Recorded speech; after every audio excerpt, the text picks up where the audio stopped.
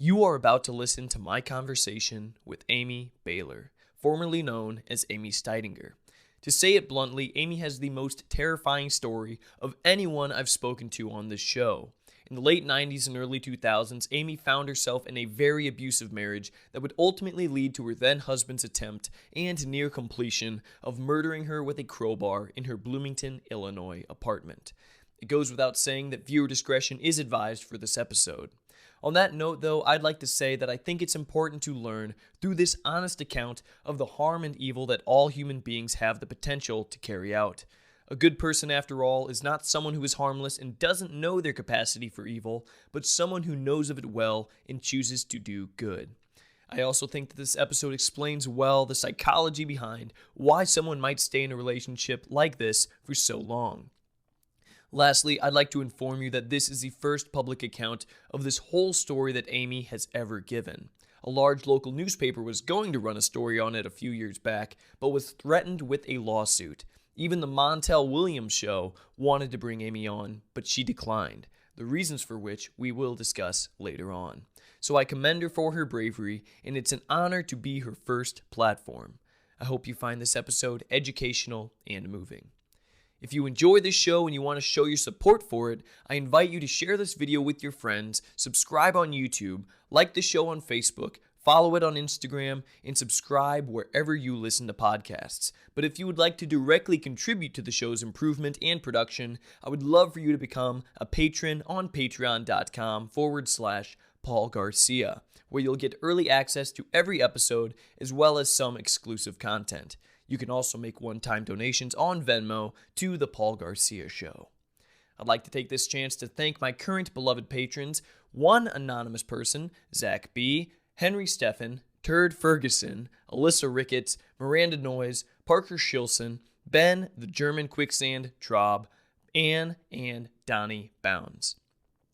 Today's sponsors are Marcheloni's Pizza in Fairbury, Outworn Solutions 3D Printing in Fairbury, Forrest Edge Tree Service in Livingston County, and Fairbury Furniture in Fairbury. Now, without further ado, here is my conversation with Amy Bahler.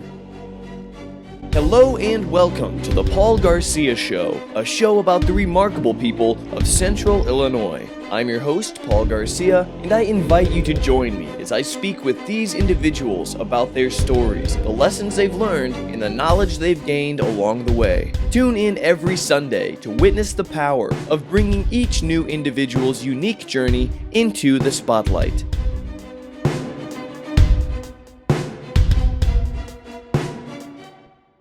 I just gotta say, when it comes to guests that I've had on the show, we've had a range of intense stories, moving stories, but I've gotta say, as far as all 50 of my guests now go, yours is, one of the most intense and perhaps most frightening stories, I've gotta say. So, thank you so much for coming on. It takes a lot of courage, I would imagine. Yes, it does.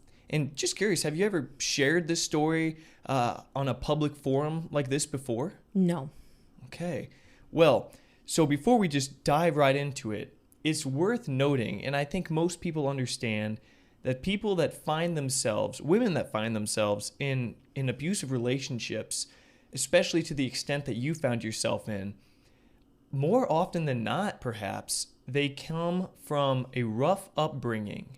And is that the case at all with you, or is that not the case? How did you grow up? We grew up, there's 9 of us kids, so of course it was crazy. And we all had our issues, but nothing to this extent. 9 kids? Tell me more. Just tell me how you grew up. What was, set this tone for us? Well, we grew up, my dad was a farmer, and he raised livestock. My dad was the type of man that could probably almost do anything that he was asked to do. He was a very giving man, but at the same time, he had 9 kids to raise. There were times that he left 4:30 in the morning and didn't come home until way past dark. My mom used to tell us that it would go a week and us kids wouldn't see him. He was a very hardworking man. Wow. And us kids shared in all that. We were brought up to work. And what did your mom do? Well, Mom was, of course, a mother at home raising 9 kids. She had 9 kids in 10 years. So her hands were full. As we got older, then she did kind of step out and start doing small things until we were old enough that she went on and got a job. Okay. And so what time period is this that you were growing up? Was it what decade? In the 70s and the 80s. Okay. Were you early 80s? I mean, if you have any family with 9 kids, you're going to have to assume that they're religious in some sense. Yes. What were you guys? We were apostolic Christians. Apostolic Christians. Was this in Fairbury then? In Fairbury, yes. Got it. Okay. So as you could imagine, with a family that size, parents' attention is spread thin. Oh, absolutely. Do you think that there was any neglect maybe? Or was it like a good upbringing? Or did you experience neglect, would you say? We did experience some abuse, physical. Oh. And when you got 9 kids, you're going to be neglected. I mean, that's just the way it is. But my mother did the best she could do. My dad did what he, was brought up to know, and that was work. Your whole life was involved around work. So we never lacked anything. Dad always made sure that the boys had their fun things, motorcycles and horses, and us girls probably did the majority of the work in the house. But we still had our fun. We did still have our fun. You mentioned abuse. Of course, that's going to stick out to people. Right. When I think of the 70s, I even think of my dad's time, my mom's time. It seems like what we would call abuse today was the norm back then. Some people would go as far as to say like spanking and stuff was abuse. Yes. What kind of abuse are you talking? It went farther than that. I mean, there was some physical abuse on my dad's part. That was, but he was doing what he grew up with, So, but we all survived and we all came out to be good people. So it just depends on how you're going to take that and let that be your life. You can change the past, make the future better if you want to. If not, your past is going to be your future, and so it's each person's decision. So as your friends and your sisters and people that know you will say, you're a very pleasant woman. You seem peppy. You seem very kind. You're already very nice to talk to. It's hard to imagine that you went through what you have went through, and we're going to talk about that here, and we're going to lead into that in just a second. And it all stems from your experiences with a man named Dan Bahler. How did you meet this guy in the first place, and what did you like about him? Because you would eventually go on to marry him. So tell me how that all started. I always had a soft spot in my heart for him, and he was a friend of the family. His parents were my parents' best friends. Him and his sister hung around with my brothers, and we just knew him. We were family friends. They lived around the corner down the road from us, and he spent time at our house when he was younger with my brothers as they were growing up. So we just knew each other, went to the same church. That's how I knew him. What'd you like about him, though? He just always had a soft spot in my heart. I just always thought he always had issues his whole life. Okay. May I ask what do you mean by that? Issues? Like with girls? Bad choices. Choices. And then his parents always bought him out. He never had to suffer the consequences and learn. We all know people like that. Yes. and never did he have to suffer the consequences. So, and I think that was probably his biggest issue. And I didn't know a lot when I met Dan at the end, before I married him. I didn't know a lot about his past, because there was a big stretch there that he moved to Oregon and we didn't have contact with him. And a lot went on that I was not even aware of went on. And if I would have been aware of everything, would have that changed? I don't know. Would have that changed my decision? I don't know. But, he was abusive before we got married. Why I wasn't able to walk away, I don't know.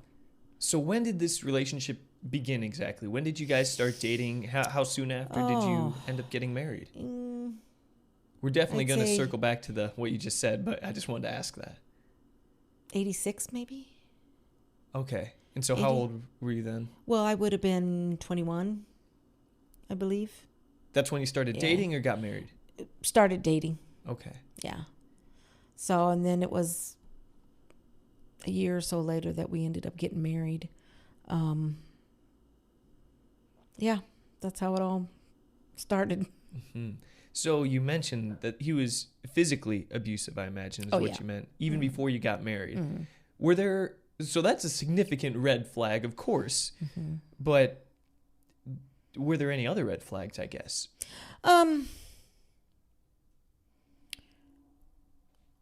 Alcohol. Now, I didn't know he was at one time big into drugs. I didn't see any of that. I don't know how long that went on. I do know that in our marriage, after we got together, probably before we was married, I do not believe that drugs was a part of the picture. I do believe that he did stop for a while. Drinking wasn't a problem. He stopped that. But he also was diagnosed with bipolar. And you mix those three things together, and you got some serious problems. So he always had the bipolar issue. And as long as he could stay away from alcohol and drugs, it was treatable, shall we say. A lot of people hearing this right now will probably naturally think, why did you marry this man in the first place? Did you truly feel like you were in love? Or I was in love. And you always got in the back of your mind, I can change him. Oh yeah. Absolutely. And that's probably what the issue was. I thought, if I love him enough, he'll change, because he always felt unloved. He was adopted, so he was given up by his birth mother, and he came into the family, that he had. He didn't feel loved there, not by his mother anyway. He didn't. So I guess I always thought if I love him enough, he'll change. But that doesn't happen. Very interesting. So there was definitely a deficit in his sense of self-worth. Oh, absolutely. Absolutely. And so you guys get married after about a year of dating or so, which, a lot of us might think is quick now, but I mean... you know what? I can't tell you how long it was. We had my daughter in 88. So, yeah, we got married shortly before she was born. Right. And people think like that might be quick these days, but just a couple decades ago, that was incredibly normal. I mean, you start breaking 3 years, it's like, when are you going to get married? You're dragging your feet at that point. Right. But so you get married. How are things going in that first year or so? When did they first start to go south? And maybe it was going south from the day we got together. I mean, oh my. I thought maybe things would get a little better, but what you have to understand is he was a truck driver. So we weren't together every single day. And I still think that is why our relationship, our marriage, I should say, lasted as long as it did, because he was a truck driver and he wasn't home a lot of the time.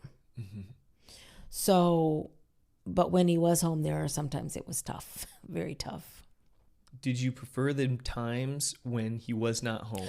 Well, I preferred the times when he wasn't home, because it wasn't the constant, what's going to happen next? Your anxiety level gets so high, and you get so used to living that anxiety level that it's hard. But yet I wanted him home so we could do things together. This is fascinating, by the way. From a psychological perspective, it's very interesting. Then when he would come home, it would never turn out the way that because he was coming home from a week's worth of driving, and I had been sitting home all week, so I want to go out to eat. I want to go do something. We never were partiers. Together we didn't do that. or take me to the mall, do something with me. But by the time he came home, he wasn't in no mood to do anything. Right.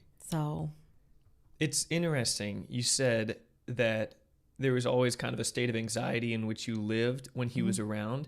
And what's interesting about it's more often than not women who are feeling that and experiencing that whole situation. But you get to a point where that becomes your default setting. Your resting state is anxious. That's what you associate with being normal and being things being as they should be. So sometimes it's like horses. Horses know that the barn, being in a state where they're in the barn, is normal, to the point where when the barn burns down or something, is a terrible analogy, and people get them out, a lot of times they'll run back into the barn because it's familiar. Familiarity is less scary than leaving a bad situation, being in the unknown. Well, and so many people would ask me, why didn't you leave? Why didn't you do this? Why didn't you do that? Oh, of course, yeah. What people don't understand is that became, like you said, my normal. So when I finally did leave, I had to reprogram my mind for a different, how do I want to say it? I was so used to high anxiety that I had to program my mind to a different way of living because the anxiety was gone. It's tough. And I think that's why so many women tend to go back, because they're so used to that anxiety and disruption in life. You have to go through a whole mind-changing experience in order to live a normal life, because that's not normal.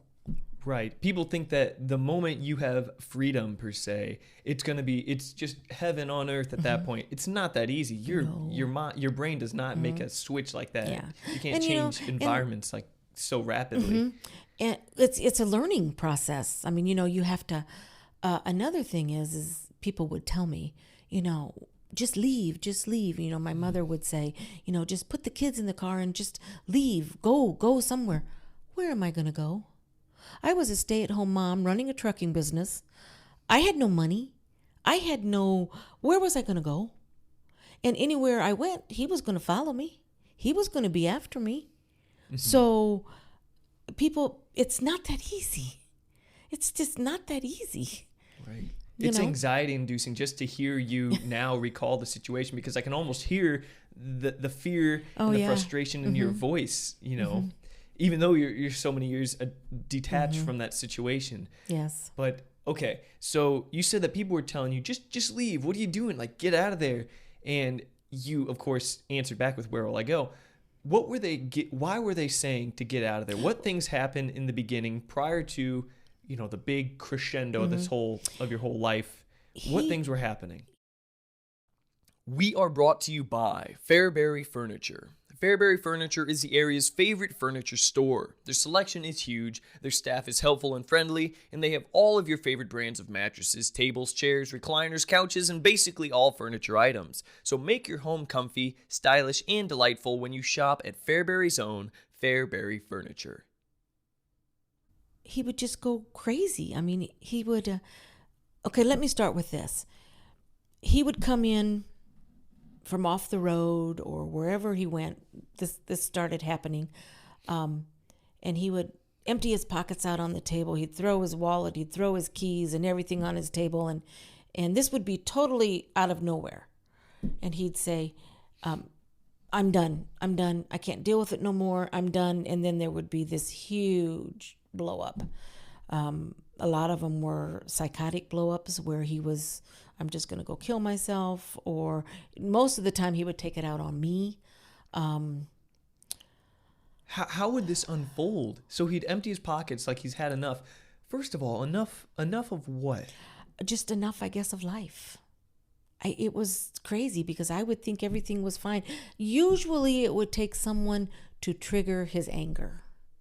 Like something going wrong, someone upsetting him.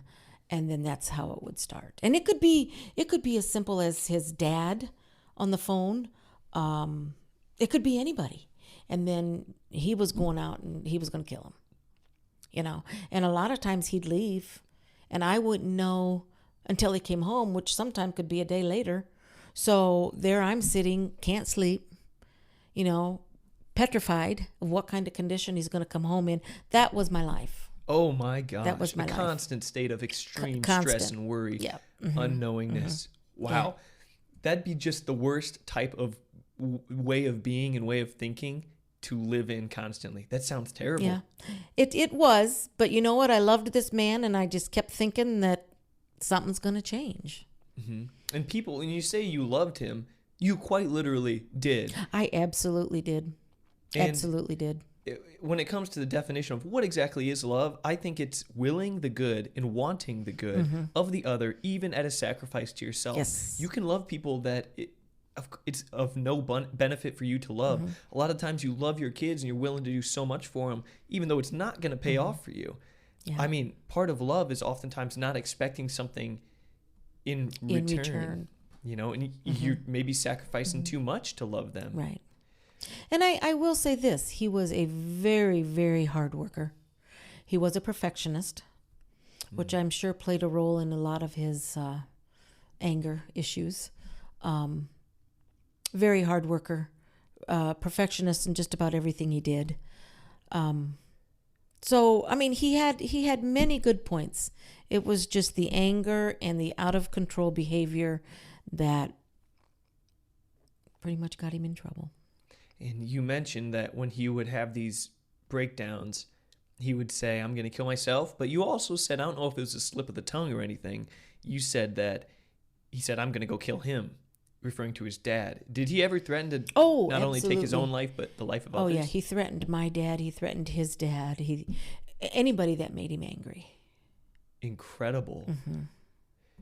And you said that sometimes these outbursts would result in you getting physically abused. How would he transition from, throwing his stuff on the table, and then what? Were you just in range and he was like, seems like a good punching bag? Well, I mean, I was the only adult there, and it was, I'm going to hit you. And that's what he did. So. You lived like this for a while.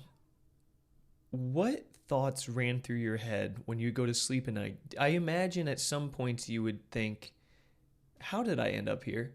Oh, of course I did. Of course I did. I feared of what my children's life would end up like, what my life would be if it was different, but still deep down inside, I loved him. I wasn't looking for someone different. Every night that I went to bed, I prayed for him. Incredible. I did. This is amazing. Every night I just prayed that God would watch over him and someday save his soul. That was probably my biggest prayer. Wow. Because I do believe that God can perform miracles on people. And I so wanted that for him. But it was hard for me to see.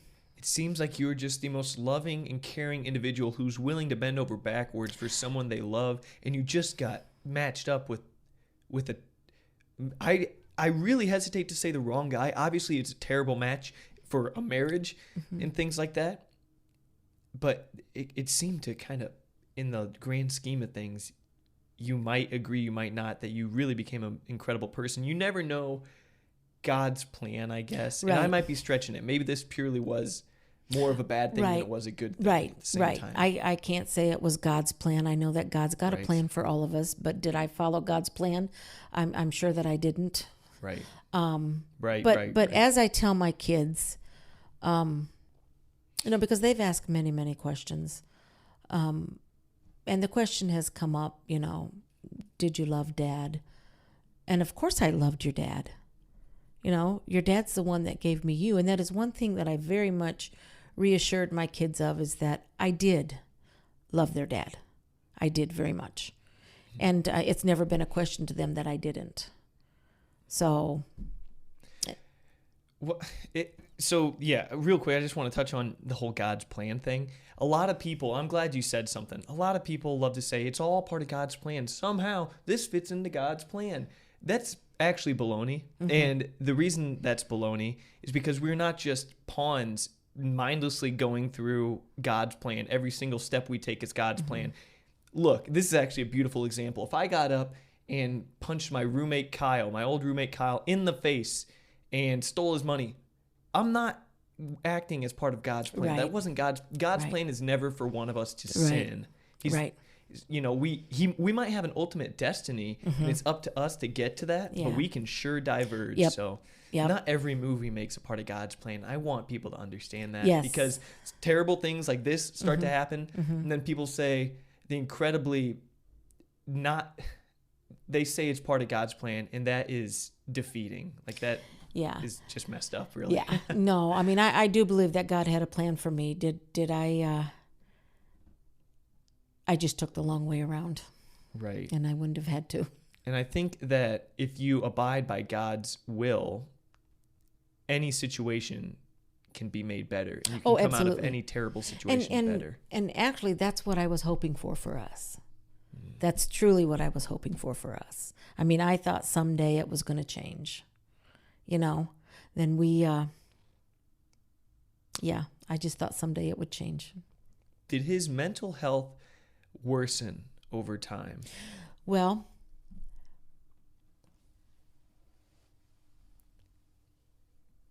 I can't say that it worsened over time, because there was a stretch where it got better.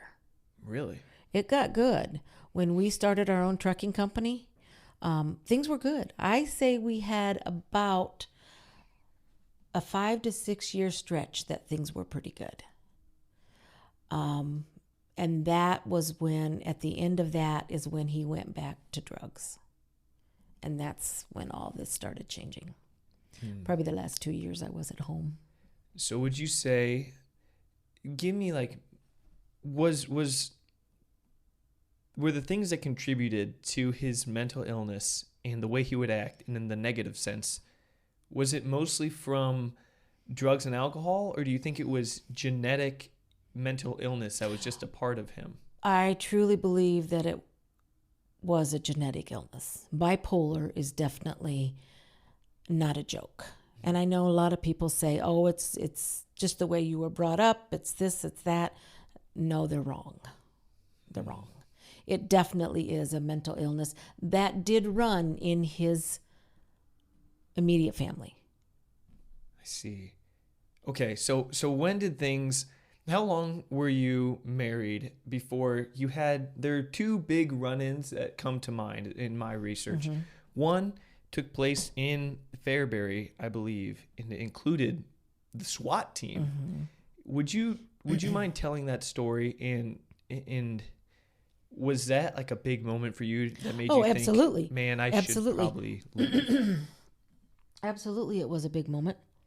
We are brought to you by Forrest Edge Tree Service. If you have trees or tree stumps on your property that you want gone, go nowhere else but Livingston County's premier tree service provider, Forrest Edge Tree Service. Your yard is absolutely no place for looming dead or damaged trees, because it's just a matter of time before they come down, ruining your property, ruining your week, and ruining your bank account. This is exactly why you need to be a responsible adult and hire the services of Forrest Edge Tree Service. Simply give Joe Rudin a call or a text at 815-615-3037 to get a free quote today. Keep your family, pets, vehicles, and neighbors safe, and save yourself from a world of headaches when you call or text Forrest Edge Tree Service to get those dangerous, looming, troublesome trees off of your property. That's Forrest Edge Tree Service, Livingston County's premier tree service provider.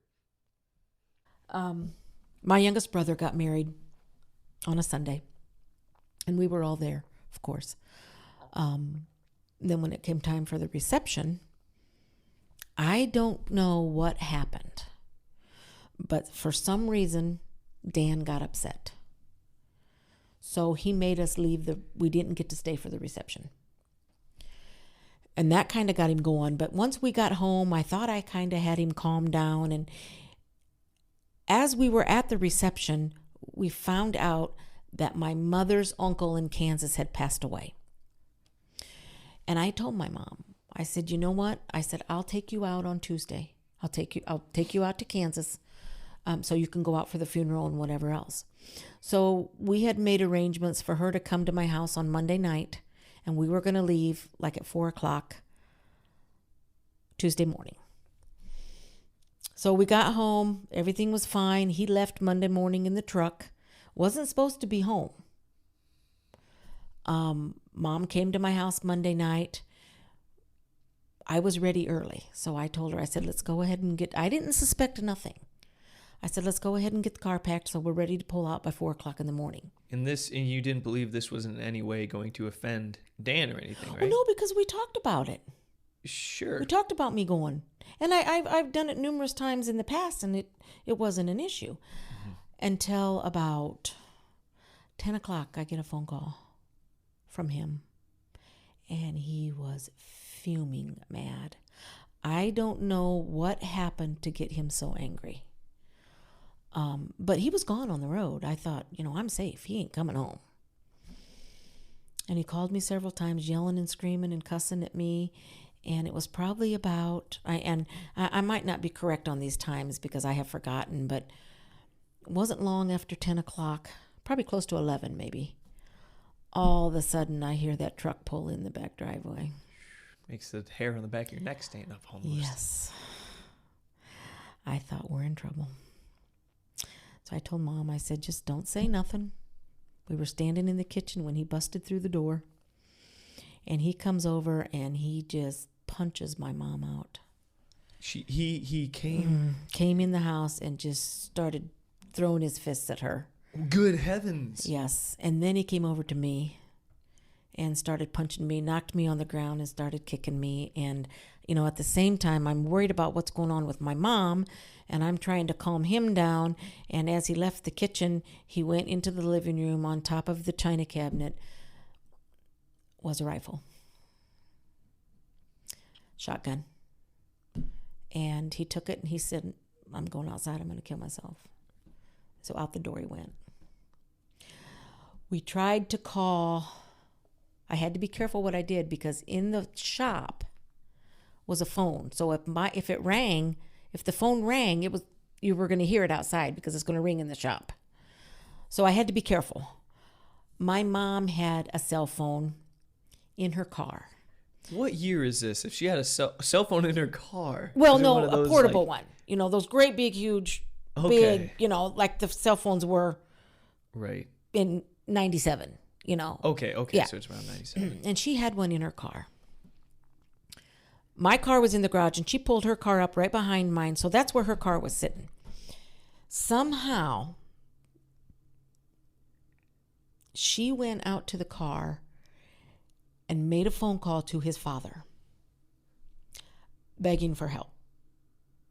And she just said, he's got a gun. We need help. Please send somebody. And she hung up because she knew that if he seen her on the phone, we was in trouble. She came back in the house. And then he was outside doing something. I don't know what he was doing. My mom snuck out the front door. He had me out in the backyard. I gotta remember this story correctly.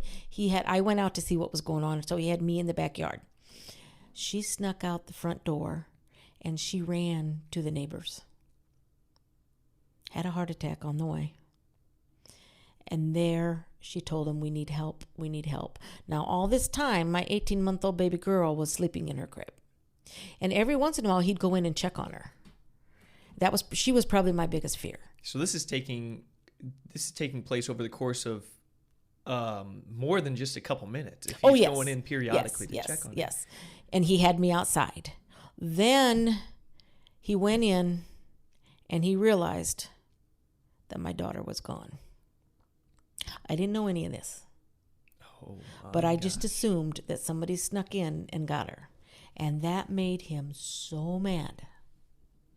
So the neighbor guy is a semi-driver also, and he would park his, which actually happened to be a cousin to Dan, first cousin. He parked his trailer at our place, and he came in early in the morning to get that trailer. And so Dan goes down there with the gun, pointing the gun at the semi and telling him he's going to shoot him. And I'm trying to convince him not to. And at one point, I even grabbed the barrel of the gun and pulled it down and said, what are you thinking? Don't shoot them. Well, I didn't know that his wife was on the floor in the back of his truck in the bunk with 911. So, Dan's cousin who came to confront Dan and pick up his trailer, you said? Mm-hmm. He parked his trailer at our house, his semi. He brought his wife, and she was She was on the phone on the floor in the bunk of the truck. Right. And so that was, I just thought for sure he was going to start blowing holes in the side of that truck. So I finally got him to let it go, and Steve took off. And we got back up to the house, and that was when he threw me on the ground and started kicking me, and then he held the shotgun to my head. And he said, I'm going to shoot you. And at that point, I was pretty much done. I just said, you know what, Dan? Shoot me. I said, I'm ready to go. I said, shoot me. And that went on for quite a long time. Quite a long time that he had that shotgun to my head. And, at the same time, under my breath, I'm begging God, Finally, I convinced him. I said, I will go down and get Courtney. Just let me go. I will go get her. Well, I couldn't take my car because my mom's car was parked behind mine, and she had the keys. So the only thing I had there was a bike. And I don't know what he was thinking, but I said, I'll take the bike. I'll ride down to Steve and Darlene's, and I'll get Courtney, and I'll bring her back. That was my only escape. And after quite a while, then he finally agreed to let me ride down there and get her. And then that was my way out. I mean, as I was pulling away, I just thought for sure I was going to get shot in the back. Because, he was aiming the gun at me the whole time. And he said, you better come back. So I did make it down there. And that's when the SWAT team came in and took over. Good heavens. Just a couple questions. First of all, how far away is your neighbor? Are you out in the country? Or out in the country. And it wasn't far. Maybe not even a quarter of a mile. Okay. So not very far. And what happened to your mom? She had a heart attack on the way. This must not have been horrible. Dead. No, she was okay, but they did take her in the ambulance and did realize that it did cause her to have a heart attack. Okay. So she probably just wound up at the front door, and she was like, we need help, And not a lot of people is an understatement. Not probably 1 in 100,000 people is going to have a rifle barrel to their head with someone threatening to take their life. May I ask, what were you thinking in that moment? What did that feel like? What emotions did you feel? What thoughts were you thinking? I seriously thought that he was going to pull the trigger. I knew where my heart was at that time. And like I said, under my breath, I was begging God. But if I would have acted afraid, I was afraid that it would set him off even more. I didn't dare argue, please don't, because then he was going to do exactly what I didn't want him to do. And so I just, and there comes a time when the fight is done, when you're just physically and mentally done. And I was just like, shoot me. It's wow. I was done. And, but it's amazing how strong you can be when you got God in your life. It truly is. So you said you knew where your heart was. Where was that? What do you mean by that? Well, I knew that, how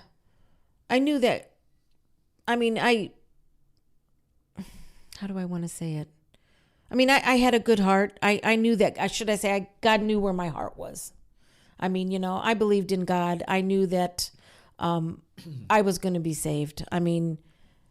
God knew. So you were confident that at this moment, you were confident that you were going to go, and also confident that you were going to go to heaven. And the reason why I say that is because the only thing I had at home, I don't know if you know who John Hagee is. I do not. The minister John Hagee. He was my favorite minister. And every day I listened to him, and he was the one that gave me the encouragement and the hope that I needed. So I was confident, and I knew where I was going. Was this like a Joel Osteen type of guy, like TV? Well, actually, person? I did listen to Joel Osteen. Joel Osteen did help me through a lot. John Hagee is a wonderful, wonderful minister, and I just every day I listened to him, and I had my faith in God, and I believed that God was going to see me through, and He did. It's really a fascinating thing. I've held the hand of my grandpa actually when he passed away, holding his hand. Felt kind of a crazy story actually. I told him, it was just me and him in the room. I was like, you know, he's unconscious. Said like, you can go, Grandpa. We're all ready. Took a last breath right there. That freaked me out. I was like, oh no, like I felt like I did something wrong. I really went off the topic there.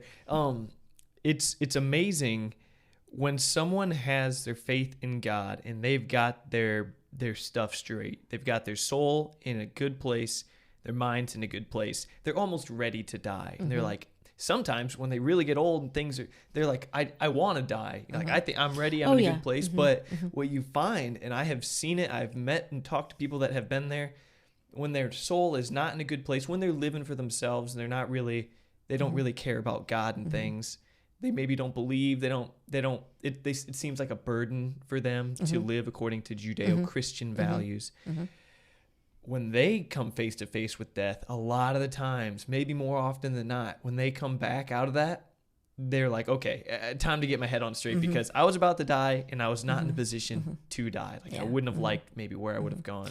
Well, I think living your life for Christ it's a growing process.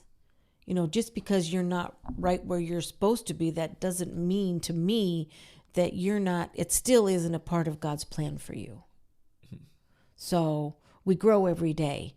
Back in 96, was I the person I am today? Absolutely not. But through the experiences that I've gone through and that God has helped me through, that has made a huge difference in my life. You know, your confidence changes. It's amazing how it works. It is truly amazing. It's kind of beyond us. It's a science. Absolutely. There's a science to it that we do not quite comprehend very well because it's not observable by our current scientific method. It's metaphysical, for Pete's sake. Yeah. Anyways, what happened with you left on the bike? So I left SWAT on the team came. SWAT team was there, and he was in the house. And now I'm just going to tell you what I was told. Because you weren't there to witness it. I was not there to witness it, but he would not come out. And he made a request for one officer. Can't even remember who it was. And that officer was not there.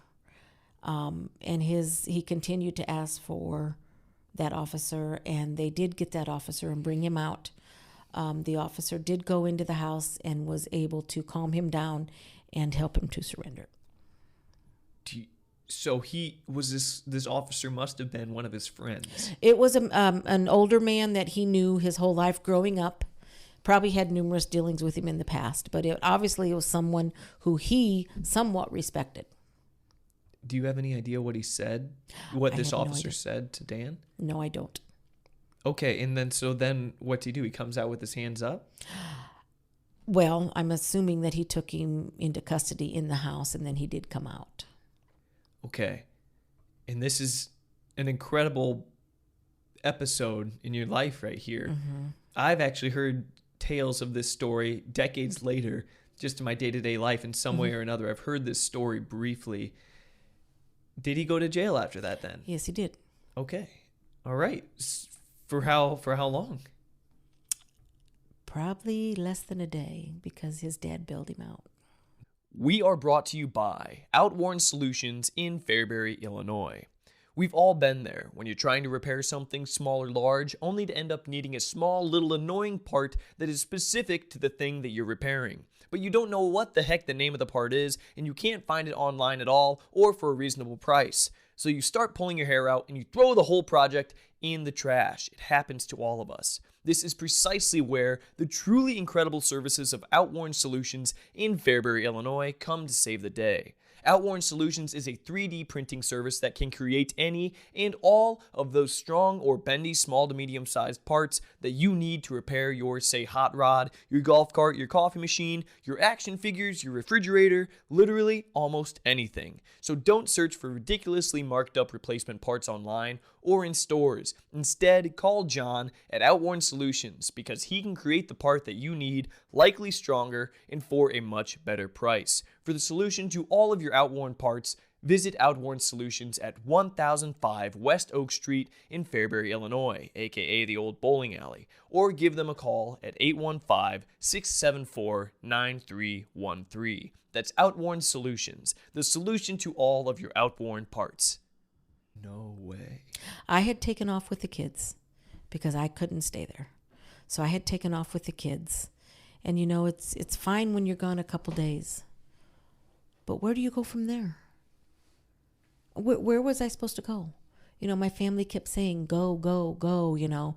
They would be mad when I would talk to him on the phone. The reason why I talked to him on the phone is because as long as I was talking to him on the phone, I could kind of know his next move. You don't want to be in the unknown for too long with him. Exactly.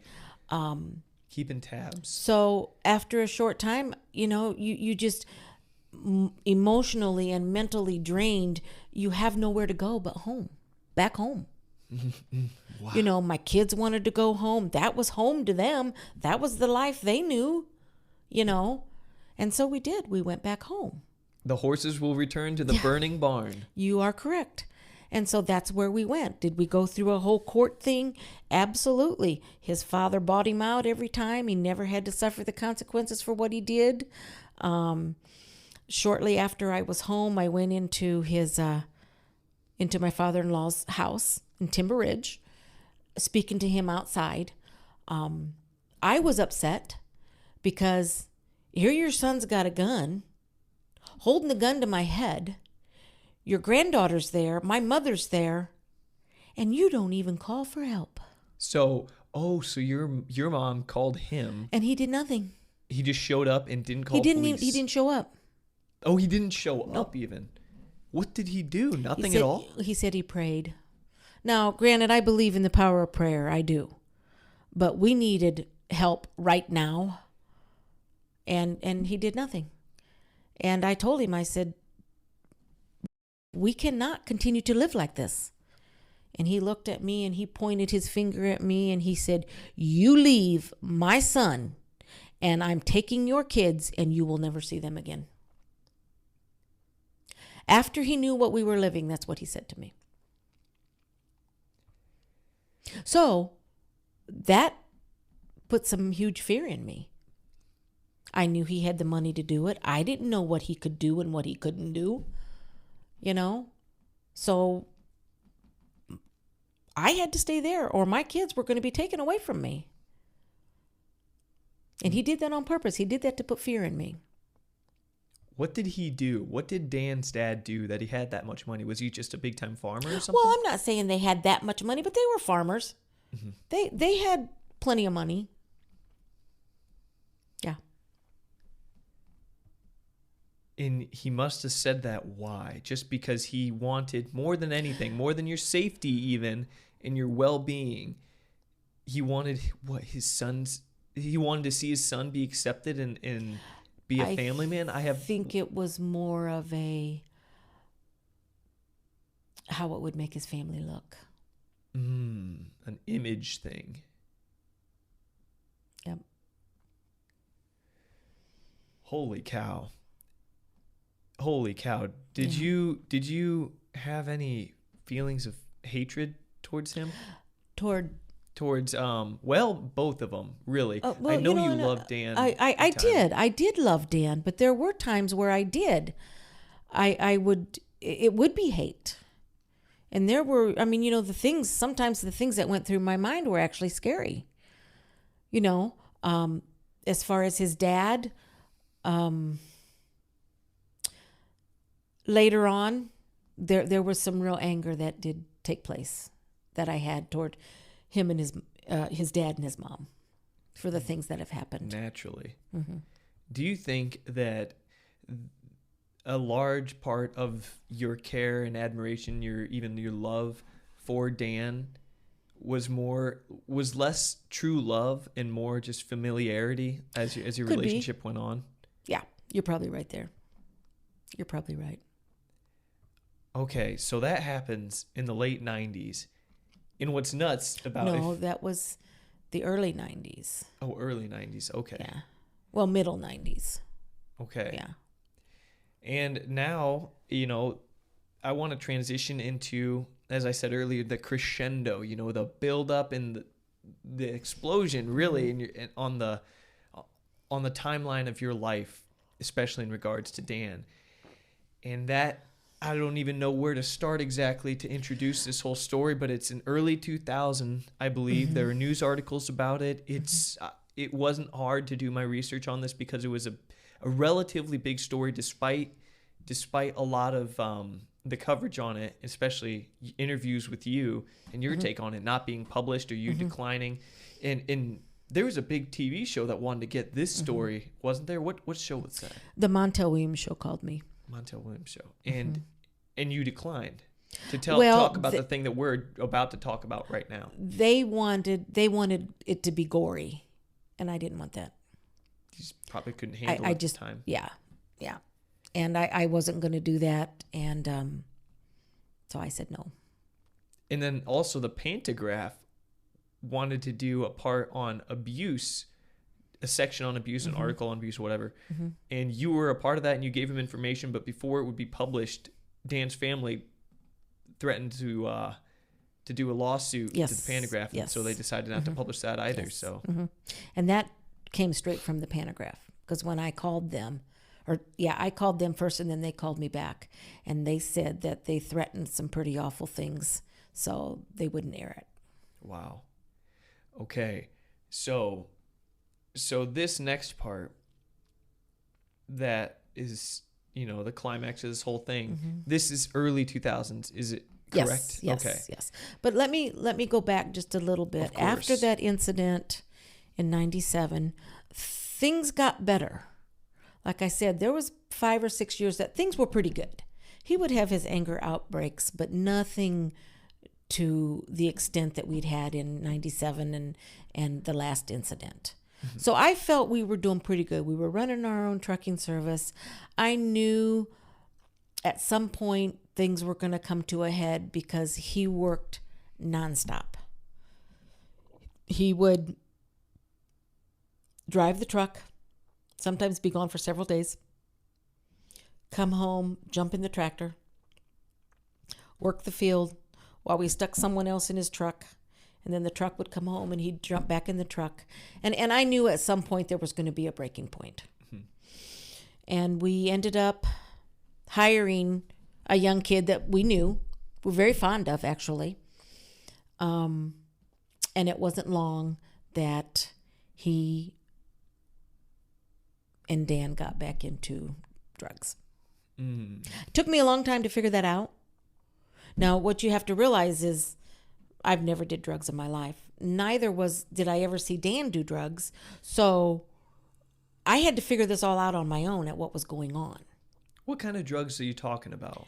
Crystal meth. Holy smokes. Okay. Yeah, crystal meth. And so actually his sister was helping me. Because of Dan's past with drug abuse, her and I were looking things up on the internet at some of the side effects and some of the things that were going on, and we printed it all out and we took it to his parents and we said, this is what's going on. Because he would disappear for 3 days at a time and I wouldn't have a clue where he's at. And what symptoms was he showing? Like teeth were getting weird? Well, he kept moving his jaw. Real funny. And I just thought that was odd. He was very distant from me. Like I said, he would disappear for 3 days at a time and I wouldn't know where he was at. His work ethic just disintegrated.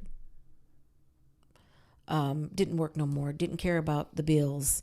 There was a time when I didn't know if I was going to have enough gas in my tank to heat my house. And, it just no care. I found out that instead of paying our bills, he was writing checks out for other people's bills, which was for drugs, I'm assuming. So our bills didn't get paid. And we took this, his sister and I took this to his mom and dad and showed them what was going on. They had to know, because this isn't the first time this man's been on drugs. This isn't the first time he's reacted like this. But yet they refused to accept it. They refused. It seems like he had a new primary number one thing in his life.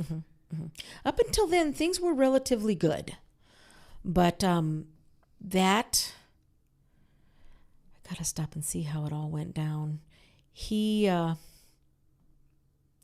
left in the car and can't remember exactly what happened, but all I know is he came home and he was in one of his moods. Threw everything on the table. He was going to kill himself, this and that, and he left. And I was pretty scared that time. I thought, okay, something's not right here. Did you ever wish? This is pretty morbid to say, I guess. Did you ever wish he would kill himself? No, I can't say I did ever wish that. I did not ever wish that, because that wasn't my wish at all. Right. I see. Yeah. I got the kids, I got the girls, and I took them in the back bedroom, and I shut the door, and I put the dresser in front of the door, and things were pretty intense by this time. I grabbed the phone from the den, and I took it with me, and I called his dad, and I said, we have to have, was it his dad? No, I did not call his dad. I did not call his dad. I feel like, yeah, you learned your lesson. Yeah, I called 911. Right. And so the dispatcher was on the phone with me. And I said, you got to come get us out of here because he is going to kill us. I said, we got to get out. And she said, well, is there any way you can get out? I said, the only thing I can do is open the window and drop the kids down. It was a ranch home, so I could have done that. I said, we got to get out. I need help. Well, then he comes back and he's beating on the door. And somehow... It's like a bad movie. You're all in this room. I'm trying to... I got the kids in the closet. I'm trying to keep them safe. At the same time, I'm trying to talk to the dispatcher, and he's beating on the door, and the dresser's moving, and he got in. And well, then my oldest daughter, who was 12, immediately she starts yelling and screaming at him, and I thought, now he's going to go after her. And he said, who are you talking to? And I'm like, I'm just trying to get you help, Dan. I'm just trying to get you help. I said, just go out. I'm just trying to get you help. So he actually goes out and shuts the door. Well, then my fear was, oh my gosh, what's he coming back with? At this point in time in our life, all the guns were removed from the house. After the incident in 97, of course, he had a felon on his record. Wasn't the first one. Shouldn't have had guns anyway. But all the guns were removed. So I thought, I pictured him coming back with a knife. And so I'm talking to the dispatcher, and, they're on their way. And they can never come quick enough. It's just an eternity until they get there. And the kids are screaming, and, I'm shaking so tremendously bad that you almost can't function. And pretty soon, he left in the car. I seen him drive out the driveway. I was watching out the window. So, and that was before the cops got there. So he obviously knew the cops were on their way. And then when the cops got there, of course, they got to do their routine at getting inside. And I told him, I said, he's gone. And, of course, he took my car. So, here I am stuck. So I called my dad. My dad came out and got us. And I said, we're done, Dad. We got to go. We're done. So we went into his house. We stayed there for a while. What's a while? Well, he ended up coming back home. He wasn't arrested for anything because they really didn't have him on anything. So we were at Dad's for a while. He would call several days, I should say. He would call in there and threaten. And I later found out that he had been in there walking, at night, walking around the house trying to see if he could get in without anybody knowing it. And who knows? Your dad's house, where you were staying, he was circling the perimeter. Jeez. Yeah. Oh my gosh. But then it ended up, I knew that I couldn't go back home. I knew I couldn't go back home. So I was working in Bloomington for my brother. And this is crazy because 2 years prior to this incident, my brother, who was very, very dear to me, started a business in Bloomington. It was a boarding home for the elderly. And him and his wife had bought it, and they were trying to run it. And she had small kids. And he called me, and he said, Amy, he said, I need your help.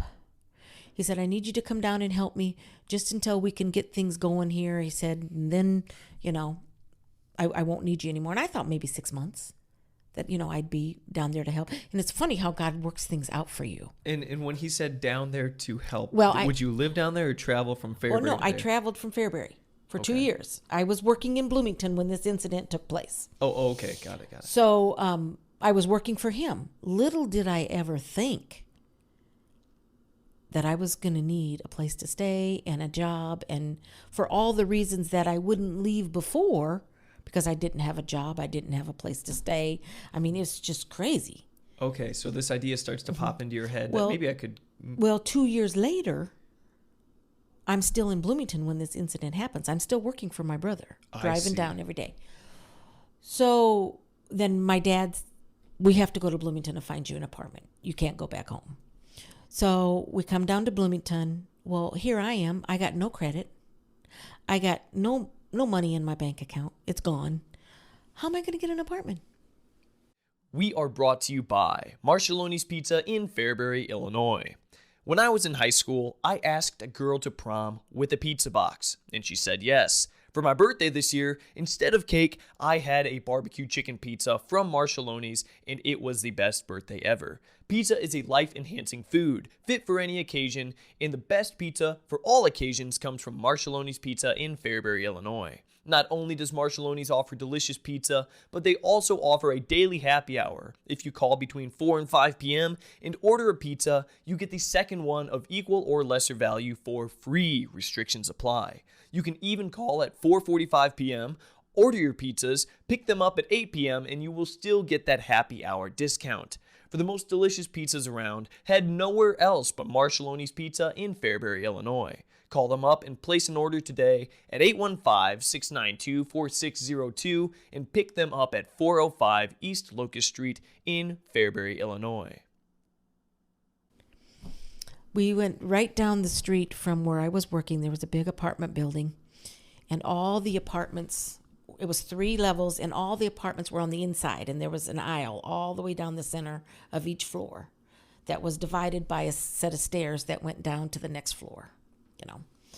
And so we went up in a nice apartment, and she was telling me what all we needed, and I just said, Dad, there's no way. I don't have any credit. I don't have any money in my account.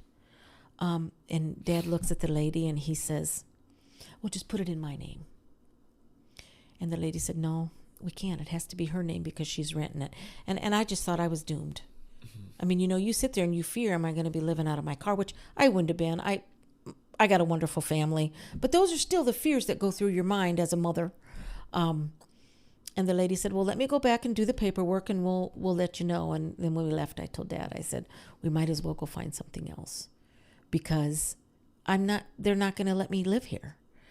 And it wasn't but about 2 hours later, we get a phone call, and the lady says, we're going to let you rent the apartment. Did you tell her of your situation or anything? No. So it's truly a mystery as to why she let you? Later, I asked the man who managed the whole apartment mart. His name was Denny. That's who I rent from right now. Do you? Yeah. His name Shout out. They're not sponsors, but... Denny. I don't know if you know Denny or not. I asked him one day, because he was living in that same apartment complex as I was. And I asked him one day, I said, Denny, I said, whatever possessed you to rent this apartment to me? Now, this was after my incident. This was several years. I was there for 5 years. Probably close to the time that I was leaving when I bought my condo. I asked him, why did you ever let me rent this apartment? I said, I had nothing. And he said, well, Amy, he says, I've done this several times for a lot of young women. And he said, most of the time I get hung. And he said, but your dad was with you. And your last name is Steidinger. And he said, I knew they were honest people. That's how I got that apartment. Only by my last name. So, it's very important that you uphold your last name and respect it, because other people do. I mean, it does make a difference. Right. It oh, does. yeah. Wow. So what an honor for the Steidingers who are surely going to be watching this. That's how I got the apartment. And it was just like not even a half a block from my brother. So we moved in there, and I remember the day that we moved in, we had to get my stuff out of the country, which wasn't easy because the Bahlers were not gonna. It was awful. It was awful. Horrible. Was fight. Dan at? No, he was. He was still there. He agreed to let me have a few things to take out. Okay, he knew that you were leaving. Yeah. He wasn't like waiting for you to come back or anything. No. But it was tough because they didn't want me there. It was just a bad deal. So what you have to realize now, at the same time, so I filed for divorce. Okay. So now we got a divorce in process here. Which is a headache, right? Which is bad because now he knows I'm not coming back. Okay. So, and then the morning of the incident, we moved in on March 15th. We moved in on March 15th. And I remember the feeling. I was free. I was safe. I could take my kids to church now. I just didn't have to worry about it anymore.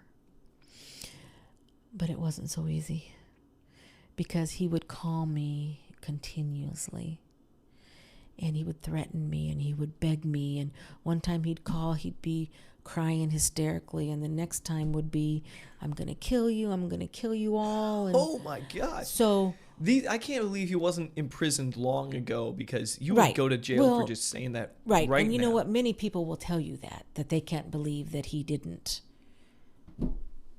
serve time long. He did, I think, when he was in Oregon. I think he served some time.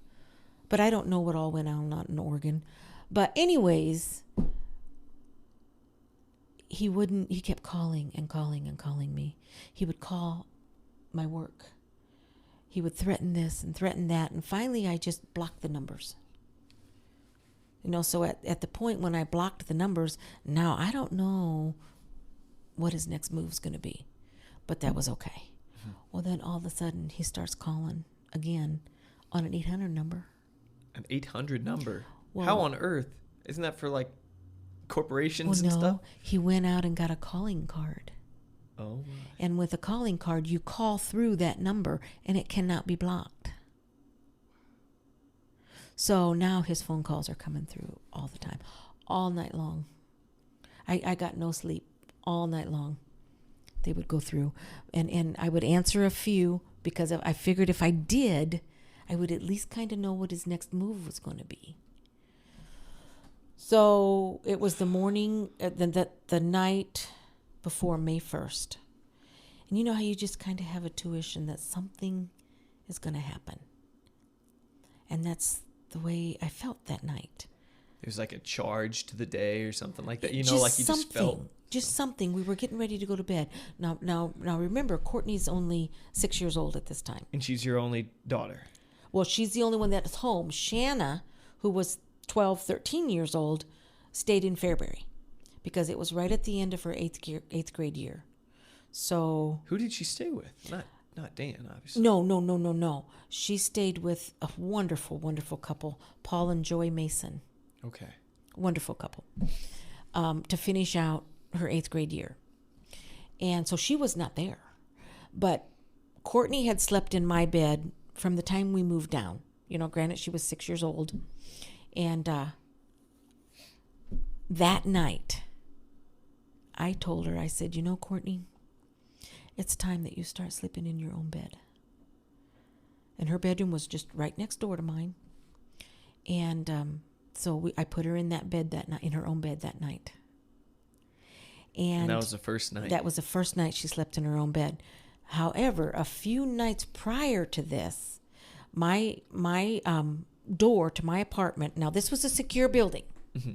You had to have a key to get in, or punch a code on all the doors that went into this building, and then my door had the lock and the deadbolt, and then it had a chain. And a few nights prior to this, I thought I heard my door open, and the chain stopped it. So, shaking tremendously, I got up and I went out and to see if the chain was still moving or whatever, and I didn't see anything. I looked out the peek hole, and of course, all you can see is a long hallway. I didn't see anything, but I just knew that I heard that door come open. So this last night, when I made Courtney go into her own room, we went to bed, and it was probably about 11:30 when I heard him bust through the door. Talk to me about that moment. You were laying down, head on the pillow. I was sleeping. I always had the phone beside my bed. And, people were like, why didn't you dial 911? Do you know how much time you have to dial 911? Because until the time you jump up and you realize what's going on, and I grabbed the phone, and by that time he was by my bed. Small apartment. Small distance to travel from now, the door. I don't know if he was ever even in my apartment before, which he could have been. Because he told me when he got there, I've been in this apartment many times. I know. I've been in this building many times. I know it like the back of my hand. So now I know he's been in there. He's been in the building. So, and he had the crowbar in his hand. Okay, so first of all, he has a crowbar. You hear him bust open the door. Is it like he's prying at it? Is it just boom? No, I just heard a boom. Boom. It was just, went back and hit the wall, and it busted the whole door frame. But that's what I remember is just the big boom. And he's in your room, opens your door, I imagine, and you just see his like silhouette, and it's like and he's holding the crowbar like in the air, movie. and I got the phone in my hand, and it's just like a standoff. Yeah. Phone. Well, but I couldn't even dial 911. So I didn't even have 911 on the phone, and instantly comes in and starts beating me. So it's a vicious fight between him and I. And he's beating me, and I got this crowbar, and he tells me something chilling that I until after the whole incident was over, I didn't realize. But his words to me were, "I'm here to kill you, and I've wanted to do this for 15 years. We were married for 15 years. That's what he said to me. So for 15 years, I was living with a man that seriously thought about killing me. So only by the grace of God am I alive today. Truly, there's no other words I can say, And he was there to kill me. There is no doubt he was there to kill me. The thing I have to think of now, of course, he didn't have a gun, but I'm sure he could have got one very easily. Why he chose a crowbar? He knew he was going to need a crowbar to get through the doors, because he busted through, I believe there were 3 doors broken, because the apartments has got the underground garage, and that's where my car was parked. The garage door, the back staircase door leading right up to my apartment, and then my apartment door was broken. So anyway, he's beating me at the same time, and I'm trying to stop him, and all of a sudden I hear Courtney holler, "Mommy." And I thought, oh no, she's awake. Wait, let me go back once. I had tried to escape, and I made it to the door. And he came down with that crowbar on the top of my head and just wiped me out cold. I got the door open, and I thought I was going to run for it, and he got me in the back of the head with the crowbar. Well, then he picks me up, and I slid down the hallway wall, which was by then covered in blood. No way. So he's wailing on you. Yeah. Then he takes me back to the bedroom. That's when I hear Courtney holler, "Mommy." And so the first thing, I actually had to talk myself into not going unconscious when he hit me. Wow. I mean, I remember feeling myself, and I'm like, no, I can't do this. Courtney's here. I can't do this. Courtney's here. So he got me back to the bedroom. I hear Courtney holler, and he hears it. And he stops. And he jumps over the bed, and he hides along the wall. And he said, get her out of here, or I'm going to kill her too. He said... Well, so what am I going to do? Stop talking. I'm sorry. So normally when a kid wakes up at night, they come to your room. Courtney went to the kitchen. And I don't know why, I couldn't figure out. I mean, it was a godsend that she did. She went to the kitchen. And she knew, I could tell she knew something was going on. And without using my voice, I said, we got to run. We got to run. And at the same time, I'm telling her, oh, honey, do you have a tummy ache? She had stomach problems. I said, do you not feel good? Does mommy need to give you some medicine? And at the same time, I'm telling her, run. And she wouldn't run. So you're telling her, so you're saying a thing loud enough for Dan to hear. You're saying, do you have a stomach ache? And then you're saying, to her, mouthing to her, almost whispering. Run. And she stood there. She wouldn't run. So the only thing I could do, Paul, was to grab her hand and run.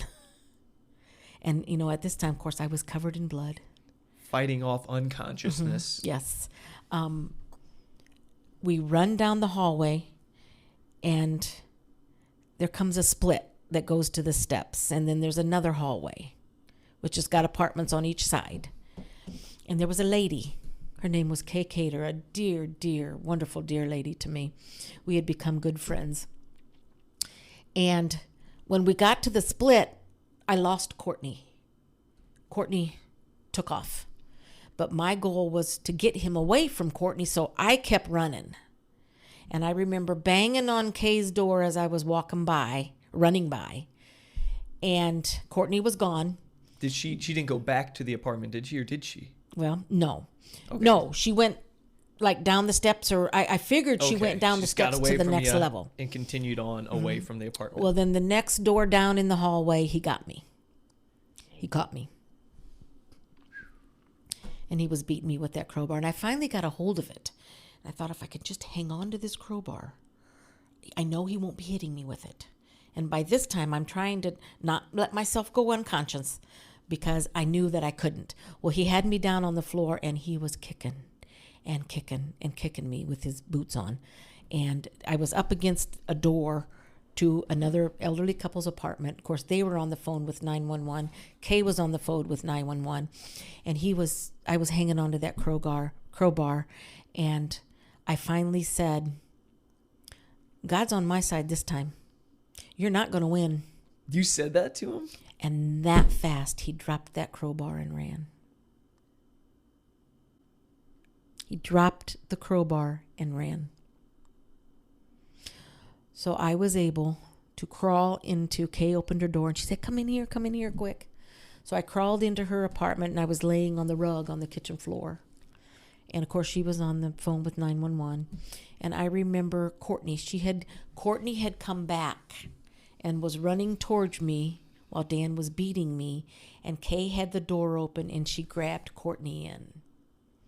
And she said, go hide on the other side of the bed in the bedroom. So Courtney ran and hid.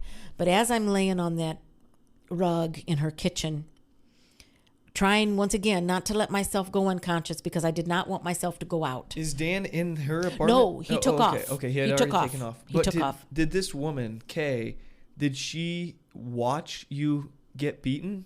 Did she do anything? I'm not saying she should have. How could she? No, she was on the phone with 911 telling them what was going on, but she couldn't intervene because he would have hit He's her. A big mad man. Yes. And of course, she was 80 some years old. Oh heavens, yes. So, but I remember laying on her carpeting, and I remember Courtney coming into the kitchen, and of course, all I seen was her feet and her legs up to her knees. And she was leaning over me crying, and she said, oh, Mommy, please don't die. She says, Mommy, please don't die.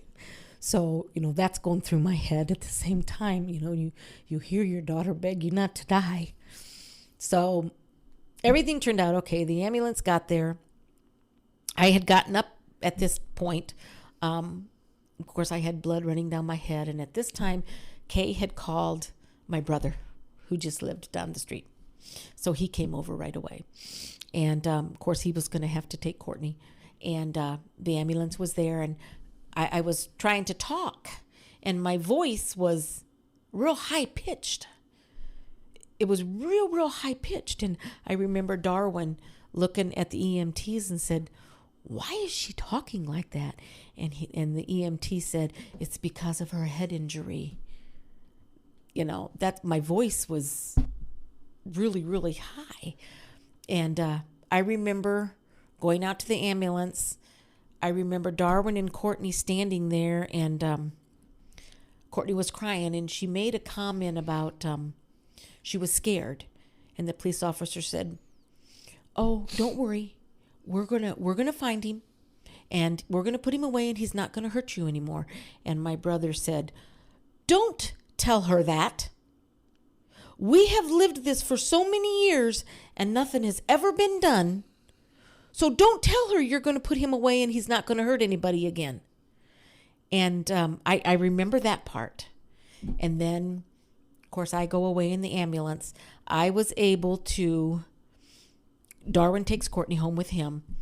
I was able to use one of the cell phones from one of the EMTs to call Paul and Joy Mason to let them know what had happened and that they need to get Shanna out of the house because he is probably on the way to get Shanna. So immediately they got Shanna ready, and as Paul was ready to pull out the driveway, the cop cars were sitting there waiting, to make sure that Dan didn't come around. So I end up in the hospital. Darwin calls my mom and tells my mom to meet him at the emergency room because he had to go home. He didn't want to leave his wife home with the kids when Dan was on the run. And at the same time, he's calling my brothers, the rest of my family members, telling them what happened, and that I had 3 brothers in Fairbury. And he called them and he said, "Just want to let you know what has happened. Be prepared. He might show up at your place." And honest to God truth, I had brothers sitting by their door with a shotgun in their hands. Oh. And they were ready. So I'm in the hospital in the emergency room, and they're working on my head, and my mom was there with me, and my mom was holding my hair apart so they could stitch my head up, which was pretty severe. And they got to the big, what do you want to call it? Concussion, the big hit. I'm assuming when he hit me on the back of the head with when I tried to escape. Gash or something? Okay. And the doctor says, "Oh my goodness." He says, "I cannot believe there's not brain matter coming out of this." It was so huge. So then they get me stitched up and they take me upstairs. And of course they have to put me on a completely different floor because they had to hide me because he was still on the run. And they had 2 guards sitting by my door. I didn't know any of this at the time because I was out. They had this huge thing on my head, and the pain was so severe, so horribly severe. So now the worry is my brain going to swell? And I did not know this until just after Mary talked to you, that at 2:30... Mary is your sister. Yes. At 2:30 in the morning, Dad called the family. He must have got a phone call from the hospital or somebody, and they was afraid that I wasn't going to make it because of the head injuries.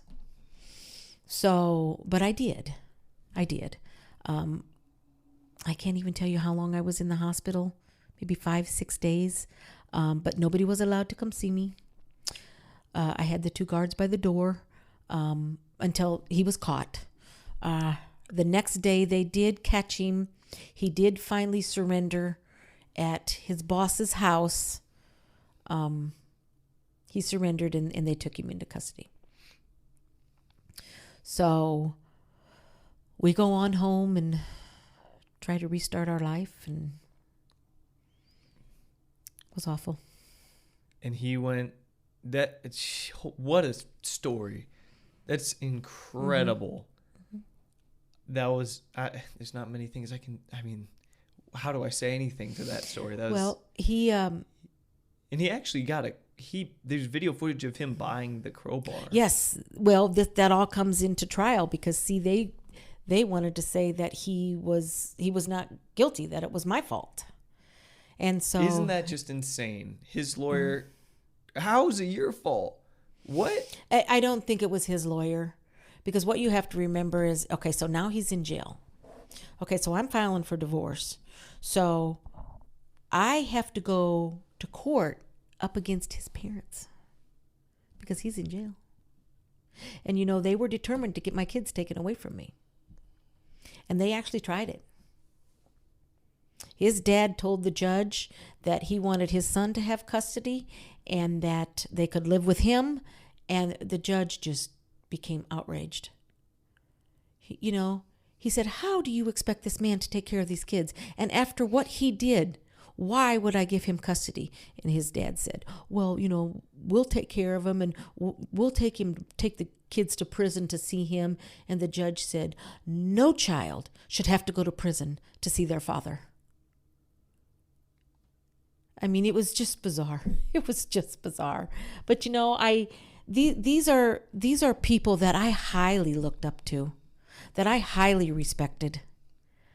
And the things that went on through the trial and my divorce, I got a whole different outlook.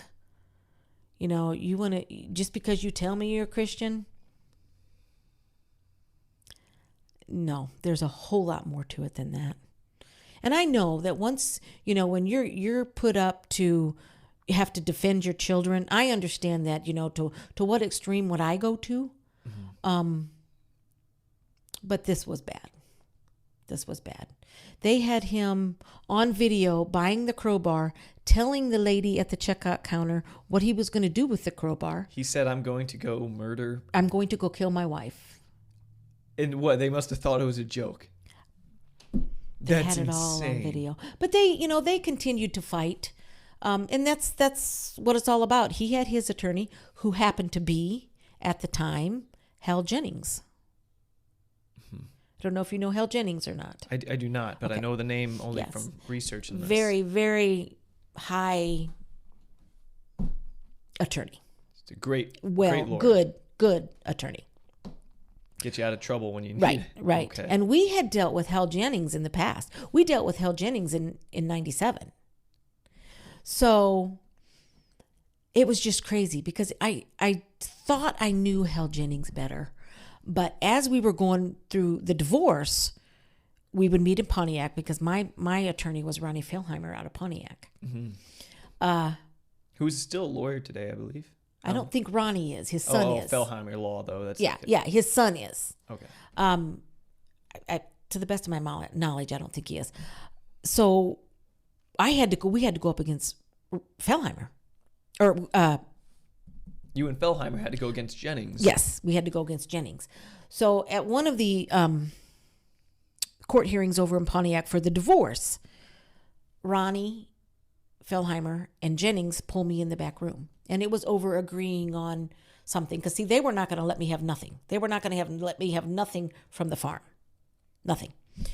And that's what we were fighting for. And my attorney looked at Jennings and said, why did you take this case? And Jennings looks at him and says, easy money. He knew he was guilty. He knew he was guilty. So, I mean, we had all the evidence. Of course, my attorney was the state's attorney, which was Jennifer Patton, who was absolutely phenomenal. So they were working on it. They had all the evidence they needed. He tried to say that I had the crowbar in my house, so I used it on him, so it was pre-planned. He tried to say that I continuously called him and wanted him to come down to my apartment, that I had invited him into my apartment. Never did that happen. Never did I even know remotely. Just blatantly untrue. Oh, yes. Yeah. And he was a pathological liar. Incredible. Mm-hmm. And so they were working on all that. Well, then we got Courtney. And this is what I forgot to tell you. while I was in the hospital, my brother Darwin had to take Courtney down to the police station to give her statement. And how old is she again? She is 6. That's an No, incredible she's thing to 7. do. She's 7. She will be 8 when the trial goes on. So she was Doesn't 7. make much of a difference as to how insane that is. She has to go down to the 7, mind you. She has to go down to the courthouse and she has to give her testimony to the police officers.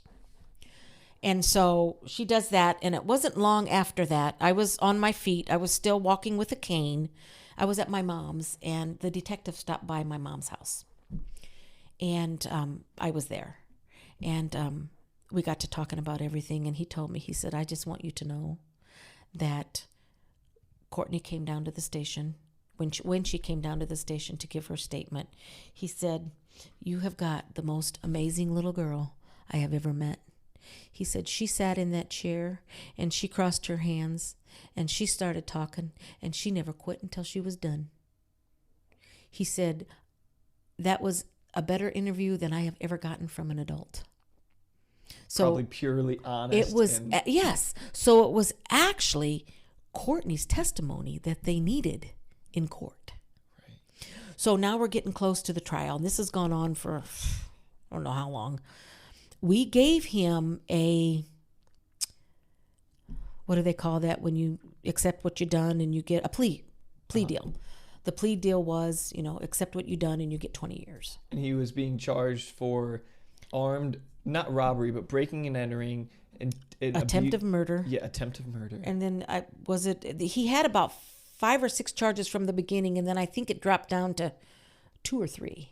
Can't remember exactly. Okay. Well, there was no way. They weren't accepting that plea bargain.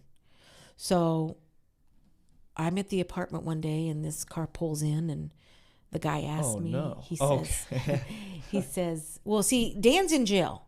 Yes. His bail was like $750,000. Too much for even his parents. Yeah. And they knew that they couldn't bail him out. I mean, anyway, this man comes to deliver the subpoenas for court. And so he hands me mine, you Amy Bahler. And I said, yeah. And he said, do you know a Courtney Bahler? And I said, well, yeah. I said, that's my daughter. I said, she has to testify. And he said, wow. In all my years of doing this, I have never delivered a subpoena to a 7-year-old. So he was just floored. But anyway, we're preparing for court. And it was the weekend before we go to court. And my friend and I were going to take the kids and we were going to head to Arkansas. So I called Jennifer and I said, is it okay if we just take off for the weekend? Because the trial started on Monday. She says, I don't care where you go, but make sure I can reach you and make sure you're back Monday for trial. Mm-hmm. So we headed off to Arkansas. Any particular reason that you chose Arkansas? Yes, because my friend's mother and father lived there. Okay. So we were actually going out to her house. Got it. Anyway, we're out there enjoying our weekend, and then we're on our way Saturday morning to eat breakfast. And my phone rings, and it's Jennifer Patton. My heart just sank. Because it's Saturday. Mm-hmm. And she said, Amy, she said, I just need to run some things by you. She said, I got a phone call from Dan's lawyer, and he wants to accept the plea deal, which was already expired. And so now you have to think at this time we had already got Courtney all prepared to go to court. We had taken her to the courtroom. We brought people in, just like going through the trial, and Courtney had to walk through everything. Simulated it? Yeah, so that she knew exactly what was going to happen. And I said, oh, Jennifer, I said, what do I do? He could have got 20 years and he would have been out, by now, right about now. Mm-hmm. Who knows? Maybe better on good behavior. We didn't know. And she said, oh, Amy, she said, we got enough evidence. She said, we need to take this to trial. And I said, and we put Courtney through all of this. And she said, yeah. She says, we got enough evidence that he's not going anywhere and he's going to get more than 20 years. So I said, all right, trial starts on Monday. So we got home and the trial started, and, they called everybody to the stand. And first of all, of course, you got the Bahlers now that are against the Steidingers. And who's in Fairbury? The Bahlers and the Steidingers, both big names, both a lot of people, Sure. well-known people.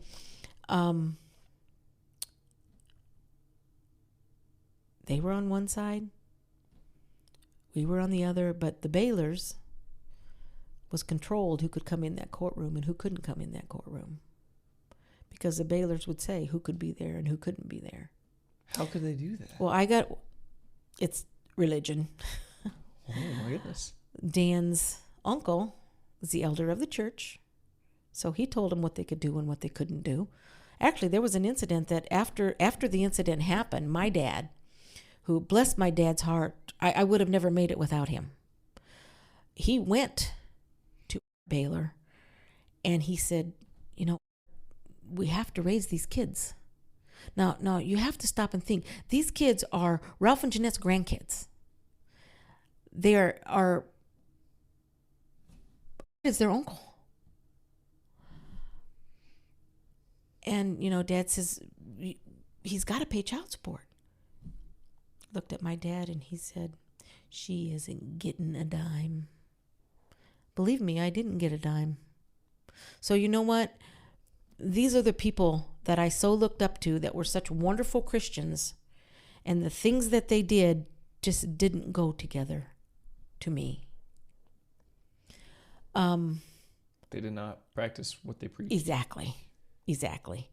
So I got a brother and his wife who is Art Bahler's daughter. And they were told they were not allowed to come to the courtroom during the trial. But yet Art was there. The Bahlers were there. So, but my family did. They supported me, like I said. Without my dad, I don't know where I would be today. He was amazing. He paid my rent for a year till I got on my feet. He helped me through my divorce. So I do hope that he is blessed for what he did for me. I really do. So we get to the trial, and they're calling the people to the stands. And there were several times that they couldn't even transport him from the jail cell to the courtroom because he was so angry and he would fight them so bad that they had him sitting in that courtroom and he was not handcuffed. And I seen it and I thought, there is going to be a blow up. See, now you have to remember at one point in time, we heard that he was trying to hire somebody to kill his attorney. His own attorney? His own attorney. Jennings? Wow. He threatened the judge and her family while he was on trial. So all this is taken on in the courtroom. They started, of course, showing all the clips and everything. And they had a phone call that he placed to his mother. Now, I don't know if they weren't smart enough to not know that the phone calls were recorded. But he's telling his mother what all he remembered happened. Wow. And his mother says, now remember, you're not supposed to remember any of that stuff. Oh, good Lord. So they play this in the courtroom. So basically what she's telling him to do is to tell a little lie. Oh, my. Okay. So anyway, we go through the trial. And now it's time for Courtney to take the stand. And that was my biggest fear. Jennifer told me if we can just get her to sit on the witness stand and say her name and her age and where she lives, then they could use her statement that she gave. But if she fell to pieces before she said that and we had to remove her from the stand, they couldn't use her statement. So I was just petrified because she's sitting on that witness stand and she's going to be facing Hal Jennings and her dad, who she's going to, who she's trying to convict. And I just thought, oh, Hal Jennings is just going to make things so hard on her. And you know what? It was absolutely amazing. Hal Jennings gets up and he walks over to where the jury would sit. So Courtney now turns her back and she's not facing her dad. Do you think that was an act of mercy on Jennings? I do. I think he knew Dan was guilty. And I think he knew Courtney wasn't going to be able to look at her dad. Wow. However, when Hal Jennings got done, and he didn't ask her much. When Hal Jennings got done, he says, "Is the man that hurt your mommy in this room?" And she turned around and she pointed to me. She said, "Yes, there he is." So it all, we couldn't have asked for, a better outcome. Finally, justice. Finally, justice. Yes. After many instances of injustice. Yes. The state's attorney asked me at the end, is there anything you have to say? And of course, you don't have time to sit there and think. Afterwards I sat and thought, why didn't I say this? Why didn't I say that? And, all I could say was, this was the man that was supposed to love us and take care of us. And now he is the monster in every nightmare. And there's still today, 20 years later, Paul, that my kids will tell me, "Oh, I had a bad dream last night." There's still today that I have a bad dream and I wake up and my heart's pounding, and you hear a strange noise that wakes you up at night, and you just sit straight up in bed. And I don't know if those will ever go away. They've gotten better, but through it all, God has sent me down a journey that never, ever, ever did I expect I would ever be able to go through. And there were some bad choices I made. Yes, there was. But today, God has blessed me beyond anything I could possibly imagine. And for that, I am forever grateful for. He has carried me through a storm that, once again, did I do it God's way? Probably not. I took the long way around.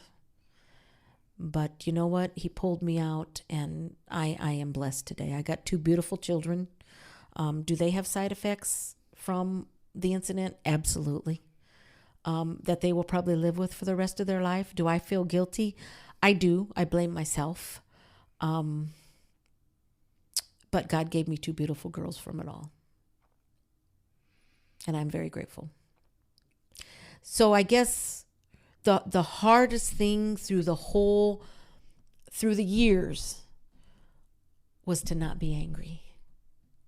I seen my mother go through bitter unforgiveness to the point that it almost destroyed her. Your mother? My mother did at a time. Yes. And I was not going to live that life. So the most important thing to me was forgiveness. To forgive? To forgive. Him. Forgive him and his parents. Incredible. I knew I had to, because I was not going to live my life angry and wanting revenge. That's only destroying me. It's not destroying anybody else. They were so determined that I was going to fail at life, and I was going to fail from raising my kids. And look how God has blessed me. I couldn't be more happy. He helped me through every storm. We made it. My kids had everything they needed in life. And once again, I had my family backing me. My brother, who was probably my rock. Bless his dear soul. I hope someday that he is very, very well blessed for it. And still today, Darwin and I are very close. Of course. And you can't drift apart after you can't. Bonding time like that. So forgiveness is probably most important. And it's hard, because you can say you forgive, but do you really? Forgiveness has to come from the heart, because you can say you forgive all you want. And if you truly do not forgive from your heart, it will never go away. What does it mean to truly forgive from your heart? How is that different than just saying it? I think that's, first of all, God has to help you forgive. And forgiveness from your heart, you can truly say, I'm not angry. Am I hurt? I'm very hurt. But I'm not angry to where I want revenge. I'm not going to let you destroy my life. And I think there's a big difference there. Wow. So, do I still have moments when I get angry? I do. And you have to fight them off. Mm-hmm. You have to say, just like when a memory comes up of, a flashback comes up or something, you have to stop yourself and you have to say, no, I'm not going there. And take control of your thoughts and your right. emotions And it's it's just Satan wanting to step in and take control again, and you just have to say, no, I'm not going there. You're Satan, you're not welcome. My God is more powerful than you. And let me tell you, you can see through anything. You can see it through anything with God's help. It's just amazing.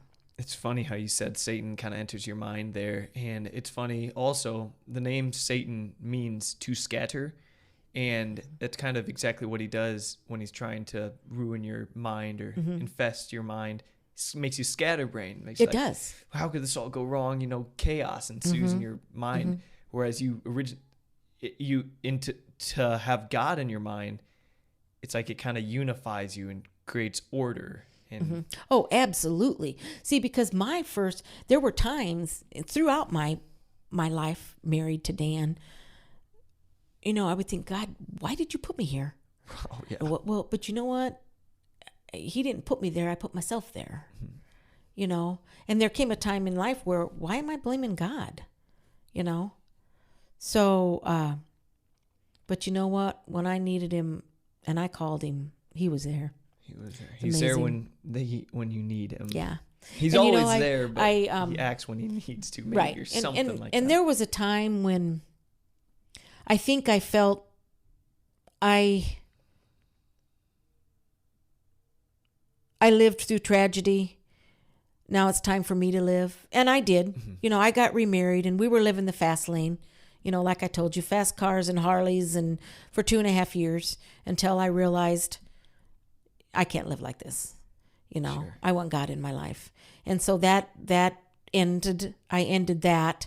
Well, now here I am out in the country by myself. Got this big home by myself. So now I'm really angry. I'm angry at God. Why in the world did you bring me out here to the country? And you know what? Now I look back and I see that he had a purpose for it all. I had to get on the mower. I had to mow my lawn. I had nights of sitting in my back patio by myself. And pretty soon my anger turned to, I love to mow. And that was me and God time. My phone wasn't ringing. My kids weren't around.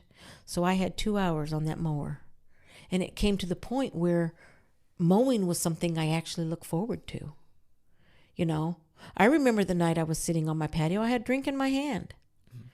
And I remember breaking down and walking over and dumping my drink in the yard and just falling to my knees and begging God, I'm done.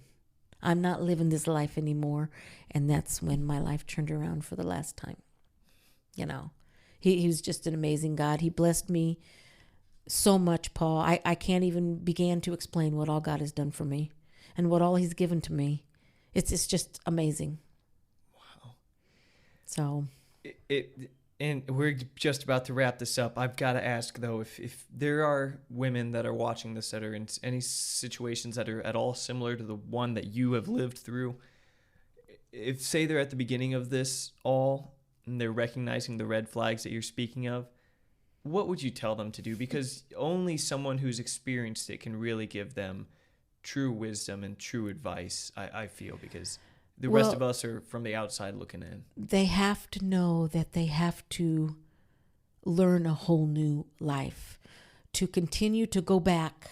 You can leave, you can have your heart can be set, I'm leaving. And how many times do we go back?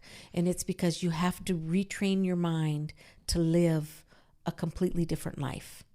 And if they can make it past that, they can make it. If I can do it, anybody can do it. I'm very serious, but they have to get past. Do you want to call it a rut that they're living in? That's become their life. They got to realize that they can form a new life and live without the chaos and the abuse.